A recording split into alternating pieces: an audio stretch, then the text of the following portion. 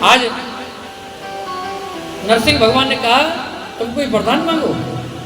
आज प्रहलाद जी ने सोचा अगर मैंने वरदान नहीं लिया तो लोग कहेंगे कि त्रिलोकी का राजा वरदान देने के लिए आए, स्वयं नारायण भगवान आए और प्रहलाद इतना घमंडी हो गया, इतना अपमान हो गया कि इसने वरदान नहीं लिया, वरदान नहीं मांगा। आज प्रहलाद जी ने कहा प्रभु वरदान देना चाहते हो तो एक वरदान दे दो। बोले क्या?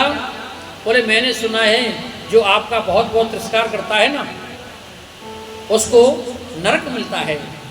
मैं चाहता हूं कि मेरे पिता को नरक ना मिले। भगवान ने कहा धन्य है पुत्र बेटा, तेरा जैसा पुत्र जिस कुल में उत्पन्न हो जाए उसकी 21 पीढ़ियों का उद्धार हो जाता है, तेरे पिता को नरक नहीं मिलेगा। भगवान वहां से वरदान देकर के अंतर ध्यान हो जाते हैं। अंतर ध्यान हो जाते हैं। सुखदेव स्वामी कहते हैं कि दुख में सुमरन सब करे तो सुख में करे न को, जो सुख में सुमरन करे तो दुख काहे को हो।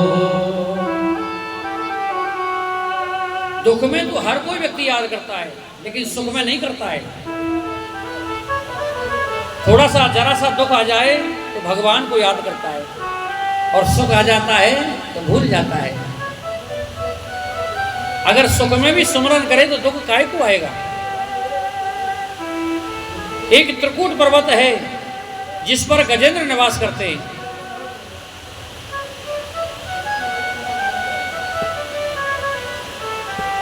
जिस पर गजेंद्र निवास करते हैं, जिनकी 50 पत्नी 150 पुत्र हैं। वो गजेंद्र इतना अभिमानी है कि जब वो चलता है तो छोटे छोटे जीव जंतु जय जयकार करते हैं, इतना अभिमान है।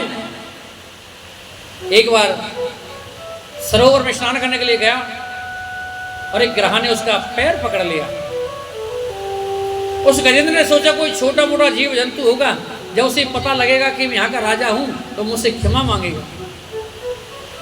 जब बहुत देर हुई गजेंद्र ने अपना सिर नीचे देखा झुका करके तो बड़ा विशाल ग्रह है। अपने पैर को छुड़ाना चाहा लेकिन तिल भर भी हिल नहीं पाया। रक्त धार निकलना प्रारंभ हो गई, घबरा गया। समस्त बच्चों ने सूंड में सूंड फंसा करके खींचा लेकिन नहीं खींच पाए। 3 महीने निकल गए लेकिन आज गजेंद्र का अहम चूर चूर हो गया। पूरी शक्ति लगा दी लेकिन ग्रह से पैर नहीं छुड़ा पाए। जब बच्चे उनके जाने लगे तो गजेंद्र ने कहा सुनो, मैंने जीवन पर्यंत तुम्हारी सेवा की है, आप मुझे इस स्थिति में छोड़ करके जा रहे हो। अरे मुझे इस बात की खुशी होगी कि मेरी अंतिम समय मेरा परिवार मेरे समक्ष था, लेकिन उन बच्चों ने एक नहीं मानी और वो बच्चे उन्हें छोड़ करके चले जाते हैं। आज गजेंद्र को पश्चाताप हो रहा है, यहाँ कोई किसी का नहीं है। जीवन पर्यंत मैंने इनकी सेवा की और आज मुझे इस दुख की घड़ी में ये मुझे छोड़ करके चले गए।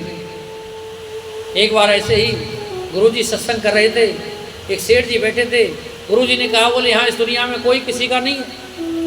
सेठ जी ने कहा बोले महाराज मेरे 4 बेटा हैं, 4 बहू हैं, सब आज्ञाकारी हैं, आप कहते हो कोई किसी का नहीं है।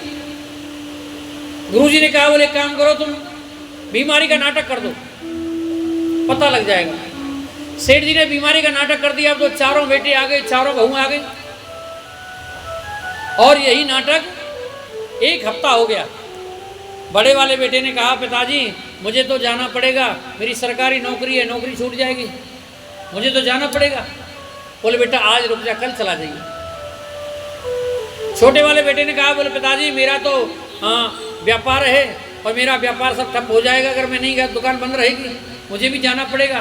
बोले बेटा आज रुक जाओ, कल चले जाना। रात्रि में क्या किया, सेठ जी अपने बिस्तर से उठे और एक खम्भे में अपने पैर फंसा लिए और प्रणाम में श्वास को खींच लिया। श्वास को खींच लिया। सेठानी ने देखा कि सेठ जी बिस्तर पर नहीं है, देखा शोर मच गया। अब तो 4 बहू आ गई, 4 बेटे आ गए। देखा कि सेठ जी खम्भे में पैर फंसा के पड़े हुए। डॉक्टर को बुलाया, डॉक्टर ने देखा, डॉक्टर ने कहा बोले सेठ जी तो सुधार गए, अब इनकी श्वास नहीं चल रही है। बोले इनको निकालो। अब जब बहुत देर से पैर फंसे हुए तो वो अकड़ गए, पैर नहीं छूटते हैं, पूरी कोशिश करते हैं, पैर नहीं छूटते हैं। किसी ने कहा बोले इस खम्भ को तोड़ना पड़ेगा तब सेठ जी निकलेंगे। खम्भ को तोड़ने के लिए औजार लेकर के आए और जैसे ही खम्भ को तोड़ना चाहा, सेठानी ने कहा सुनो, बोले अब सेठ जी तो मर गए, इनको तो जलाना ही है। ये 25,000 का 25,000 का खम्भ है संगमरमर का, इससे मत तोड़ो, क्यों नुकसान करते हो? एक काम करो, सेठ जी के पैर काट दो। बोलो राधे राधे। और सेठ जी सब सुन रहे थे। सेठ जी राधे राधे कहते हुए बैठे हो गए और बोले सही कहते हैं वो गुरुजी, सेठानी तुझे मुझसे लगाव नहीं है, तुझे तो 25,000 के इस खम्भ से लगाव है कि कश्य माता पिता कश्य कश्य भाजा सहोदरा अर्थ कालेन संबंध कालस्य पर वेदना। ये सब मतलब के रिश्ते हैं, कोई किसी का नहीं सज्जनों, यहाँ सब मतलब के रिश्ते हैं। आज गजेंद्र को बड़ा पश्चाताप हो रहा है, तिल भर रह गया। एक अपनी सूंड में पुष्प लेकर के भगवान को पुकारा, हे प्रभु आप ही रक्षा कर सकते हो, अब हमारे इस दुनिया में कोई नहीं है। आज भगवान ने कहा गरुड़ भैया चलो, हमारा भक्त हमें पुकार रहा है। आज गरुड़ को भी अभिमान हो गया। गरुड़ ने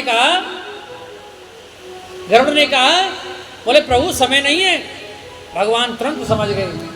भगवान ने कहा बोले ऐसे अभिमान हो गया है। भगवान ने क्या किया, अपनी कनिष्का उंगली को उसकी पीठ पर रखा और कहा गरुड़ भैया जरा उड़ के दिखा ना। गरुड़ उड़ने की तो बात छोड़ो, तिलवर हिल भी नहीं पाया, पसीने पसीने हो गया। भगवान ने कहा बोले गरुड़ तू त्रिलोकी को लेकर के नहीं उड़ता है, त्रिलोकी तुझे लेकर के उड़ता है। आज गरुड़ पर बैठ करके भगवान आए। भगवान ने आते ही ग्रह का उद्धार किया। सबसे पहले ग्रह का उद्धार किया। गजेंद्र ने कहा प्रभु बुलाया हमने, स्तुति हमने की है और तुमने सबसे पहले उद्धार ग्रह का क्यों कर दिया?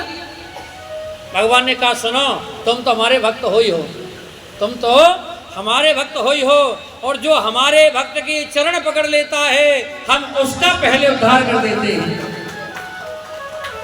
क्योंकि उसने तुम्हारे चरणों को पकड़ा था, इसलिए हमने उसका उद्धार किया। आज गजेंद्र को मोक्ष प्रदान किया। सुखदेव स्वामी कहते हैं कि राजन